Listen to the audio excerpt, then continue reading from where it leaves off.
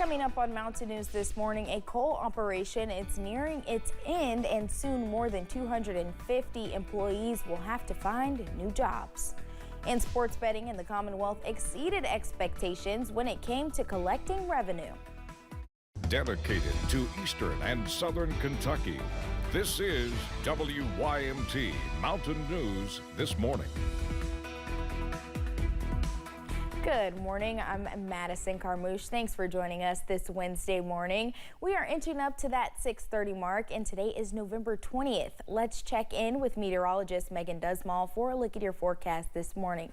Now, Megan, I hear we've got something on the horizon. We do. We have a couple of things as we're going through the next couple of hours to look for and as we look into tomorrow. But let's start off with today. We have those highs this morning as we're going into the day. 64 degrees in Hazard and Pikeville, Clintwood and Prestonsburg. And as we go to London, 60 degrees. Now, these highs won't be happening at that 4 p.m. mark like you typically would expect it, but instead at noon, and then we'll continue to cool down as we're going through the next couple hours. Let's take a look at that satellite and radar as we have the remnants of what was yesterday's rain moving through our area. But as Madison mentioned, we do have something heading our way, and that's right now situated in Illinois. It will be coming to our area and bringing us more heavier winds and wind gust, as well as that drop of temperature around that 12 o'clock, 1 p.m. mark. And then even further along as we see that blue mass coming down from Canada. That's going to be that colder air and the snow chances that we will see as we're going into our Thursday. But for the next couple hours, you won't have to worry about that snow just quite yet. But as I mentioned, we'll have that rain as we're looking at that 12 o'clock, 1 p.m. mark. And then we'll have the increased wind and wind gust as we're going into the afternoon and the drop in temperature. Take a look, 63, 1 p.m. By the time 3 p.m. rolls around, 55 degrees, and will continue to cool down until 46 at that 9 p.m. mark. And I'll have your bus stop forecast coming up. Madison. All right, Megan, thank you. 2 Louisville Metro police officers are recovering after being shot. Police say the officers were making a stop on a stolen vehicle when they got into a struggle with a suspect over a firearm. During the altercation, both officers and the suspect were shot. All 3 are in stable condition. Police say there is no ongoing danger to the public. The man accused of killing a Scott County deputy during a traffic stop last May appeared in court yesterday for a special hearing. Stephen Xingshang defense team argued against the use of certain evidence in his upcoming trial. The motion would prohibit the use of evidence from outstanding crimes or accusations to determine the character of Xingshang. The judge says a ruling on the motion will be made soon. A Pike County man is facing charges after he reportedly stabbed his ex-girlfriend's father. Dispatchers were called to a home on 289 Peach Orchard on Sunday. It started when the victim told police his daughter and Joshua Jones had been fighting the day before.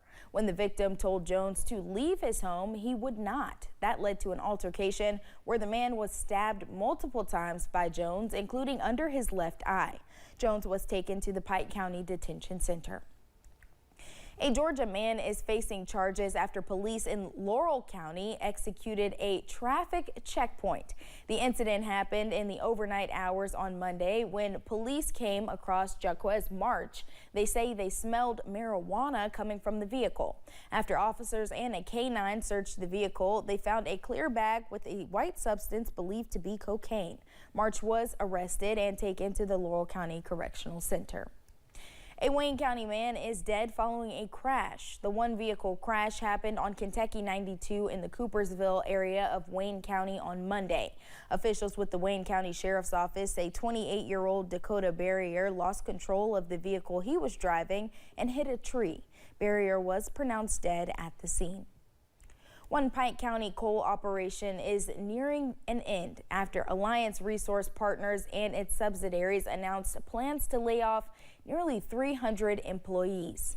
WYMT's Buddy Forbes shares how one group is hoping to step in to help those impacted.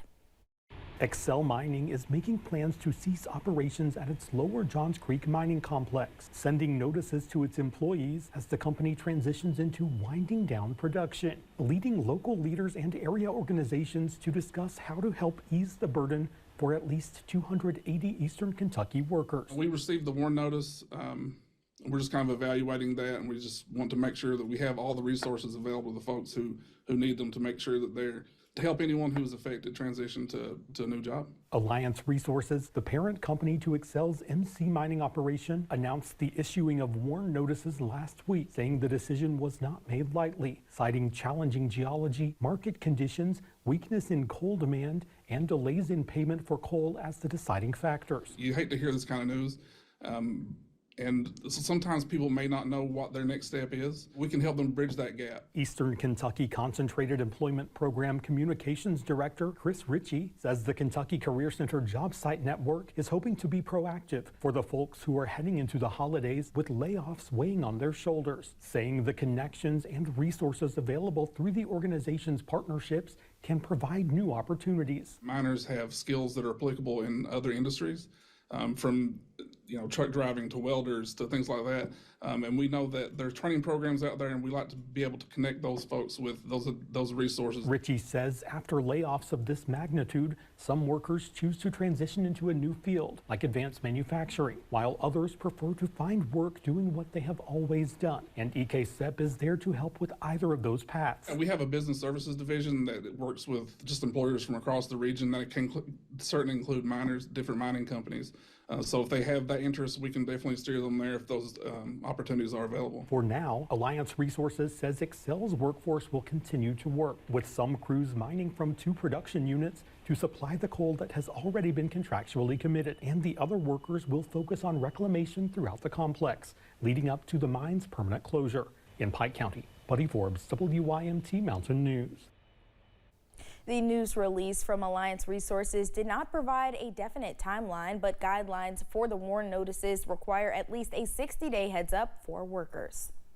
The Grinch may not be the only one trying to steal Christmas this holiday season. As we inch closer to the Black Friday and Cyber Monday deals we all know and love, officials with the Hazard Police Department want to remind you to keep your packages hidden to avoid porch pirates and car burglars. Put them in your trunk, or at least have a blanket where you can cover them up so people can't see them. Try to keep your blinds closed. That way people can't look in there and see obviously what all you have in there.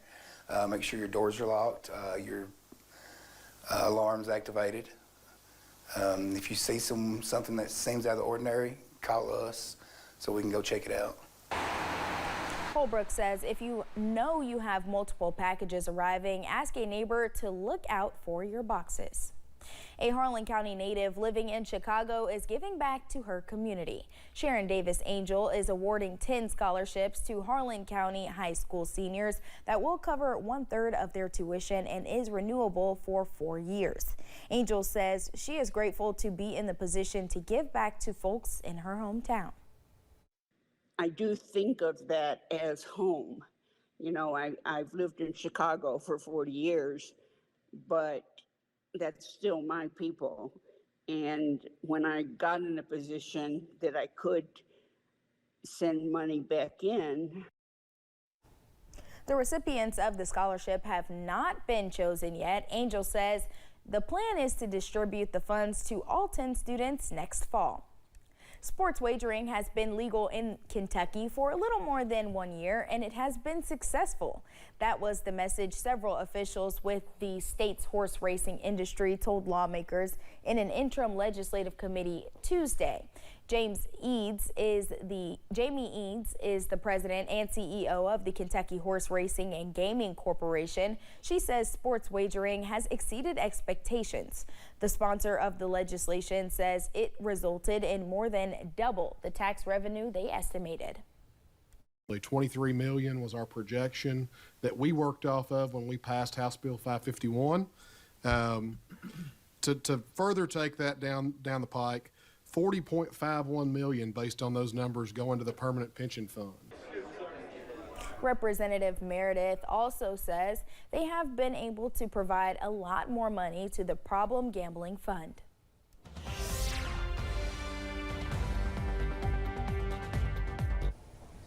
Current temperatures across eastern Kentucky are quite warm, not only for this time of year, but for this time of hour. I mean, we're looking at the upper 50s for most of the areas, And we're seeing some 60s pop on through at 62 for London and Monticello. But as we're going through the next couple hours, we're not going to increase by much. That forecast high will be in the low to mid 60s for most of the area.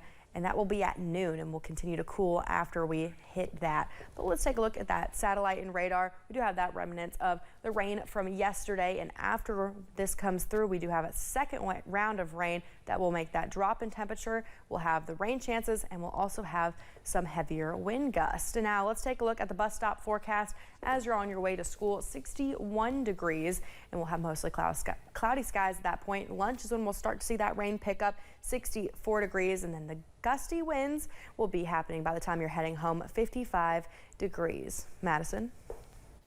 All right, Megan, thank you. It was announced yesterday that Russian President Vladimir Putin is lowering the threshold for Russia's use of nuclear power. With that announcement, some questions are being posed, such as what will happen once another Trump administration begins. It was Sunday when President Biden authorized Ukraine to use U.S. longer-range missiles that can strike even further within Russia. For Ukraine native Victor Selipina, it's a decision he feels strongly about. My honest opinion, it's about 1,000 days too late. Maybe the outgoing administration fears that it hasn't done enough. I don't know. And now they're kind of frantically trying to, because of the election results. President-elect Donald Trump has said that he plans to help put an end to the war once he is in office.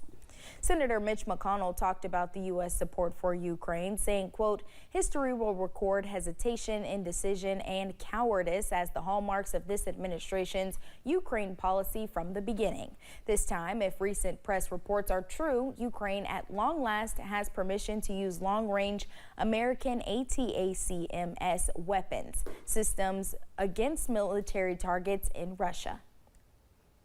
Thank you for joining us. The time is now 6:40. Still to come on Mountain News this morning. A new report shows how much a Thanksgiving meal for the family will cost this year while turkey lovers prepare to feast.